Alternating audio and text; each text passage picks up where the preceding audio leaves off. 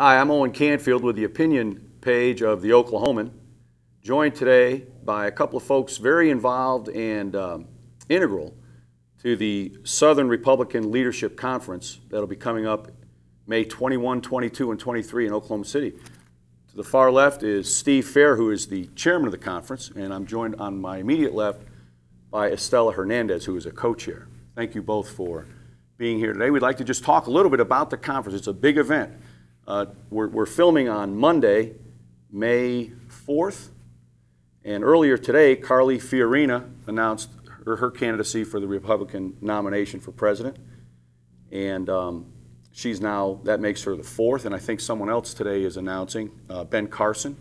Both of these folks will be at the conference here in 3 weeks. That's correct. So Steve, take over. Tell us a little bit about it. It's really going to be a big event for the party and for Oklahoma City. Well, Owen, first, thank you very much for having us. And this will be the most significant political gathering in Oklahoma history. We will have at least 10 presidential candidates attend this event. They will be from throughout the political spectrum, from the so-called establishment all the way to the very most conservative part of our party. Right. There's never been anything like it. You can go to srlc.gop. That's our website. It tells you a lot more about it, gives you the agenda, the tentative agenda, gives you the pricing for attending. We have great sponsors. It's going to be a great event. We're really excited about it. We talked about some of the folks who will be there. Ted Cruz, who is an announced candidate, is on the list. Jeb Bush has said, I'm coming. Scott Walker, who is not announced yet, neither is Bush, is coming. Ben Carson and Carly Fiorina, we mentioned a minute ago, they're coming. John Bolton, Bobby Jindal, Mike Huckabee, I'm guessing will be here. Almost everyone will be here. Marco Rubio. It really is going to be, and what will be will it be the purpose of the conference to sort of allow these men and women to lay out their reason they need to be the president in 2016, or is there more to it than that? Well, absolutely. I mean, I think there's a couple of things that'll happen. One, they will obviously showcase what their strengths are. Right. But we will be conducting a straw poll. It'll be the first Southern straw poll conducted for the 2016 primary. That is very significant. So if you want to participate in the straw poll, you definitely need to be there and attend.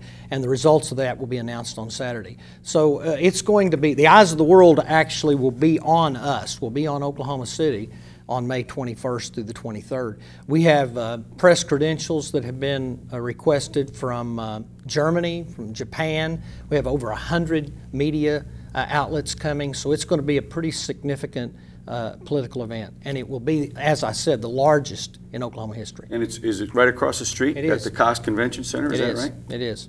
Well, I think it's going to be great to have, Oklahoma is a flyover state, of course, when it comes to national politics. The Republican candidate generally doesn't spend a whole lot of time here because he or she assumes or can feel pretty confident that they're going to win that vote, and so they don't have to spend a lot of time in Oklahoma. So in that regard, Stella, it's really a nice get for Oklahoma City to be able to host all these folks. Absolutely. For the first time, we will have a voice. Oftentimes, we see Iowa, New Hampshire, and other states who actually have a voice as to who that next president will be. And in 2016, and coming up, of course, for May 21st through the 23rd, our voice in Oklahoma will be heard as to who we want as our next president. And so it's very important for them to go to the website, to srlc.gop, because once they submit their email, that will allow them to now take part in that straw poll, that very important straw poll that we'll be holding. Steve, tell us just a little bit about how this wound up in Oklahoma City. I'm guessing there were other places around the country, southern part of the United States, that would have liked to have hosted this. There are 13 states in the southern region of the RNC, of the Republican National Committee. The former state chair, Dave Weston, had the vision to actually pitch the southern region on hosting, on Oklahoma City hosting the SRLC. And we were successful at getting that. And so that's the way it happens. Usually it's been in New Orleans, it's been in Nashville, it's been in Memphis. This is the first time Oklahoma's hosted it, but that's how it came to be. It's really going to be exciting. Let me ask both of you, what would you like to see the eventual candidate from the Republican Party, what would you like to see him or her be able to sort of make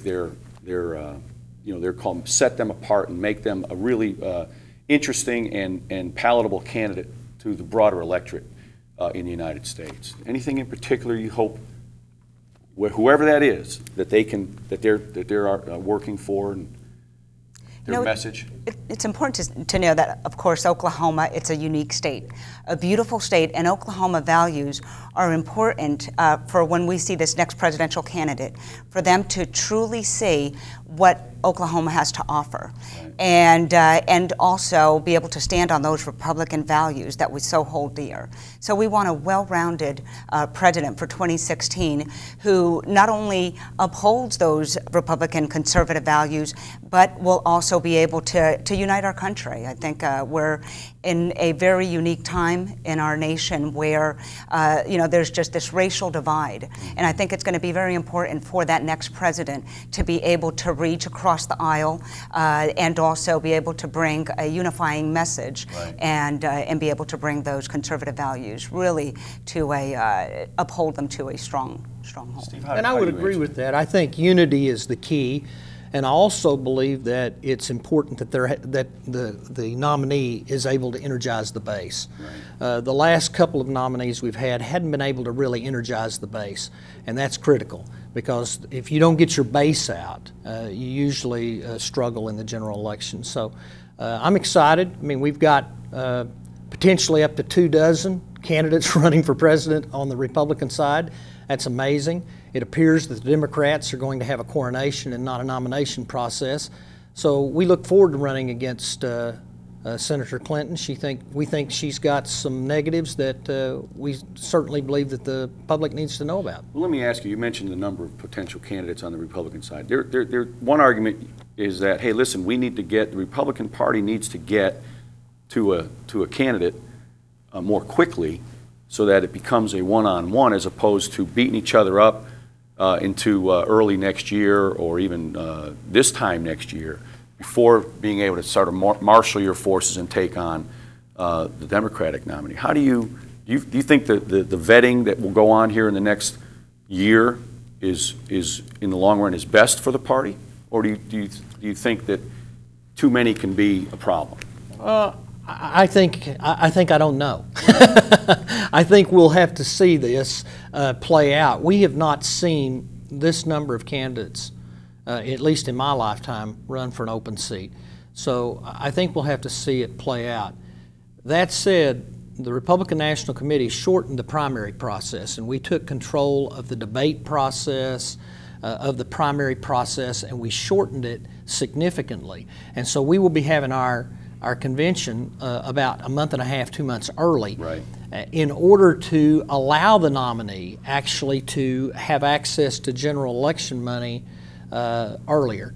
And so to answer your question, I don't know. It could be healthy for the party. It could be detrimental. We'll see, I guess. Right. I think it's healthy. More people, more ideas. Sure. I want to ask just a quick question about the state Republican Party. Estella, you're the Vice Chairman now of the state Republican Party, elected just a little while ago. What is the state of the party in Oklahoma right now? It's obviously very strong, but where would you like to help to lead the party during your time in the leadership? Absolutely. Well, I have to say it's definitely an honor and a privilege to be able to serve in this capacity and be able to represent our Republican Party.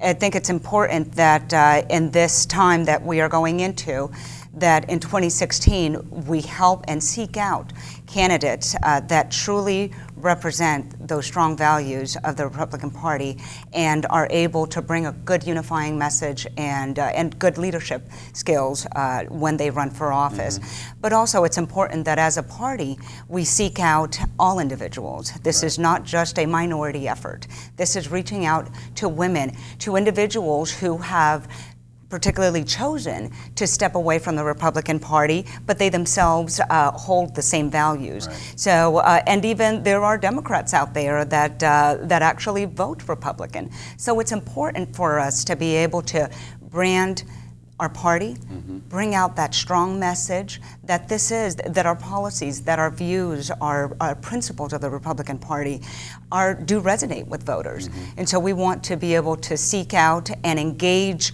all communities, right, and truly show them that Republicans are all inclusive and we welcome all of them. Steve Fair and Estela Hernandez, thank you both for being here today. Good luck with the conference on May 21, 22, and 23. You can go to srlc.gop for more information.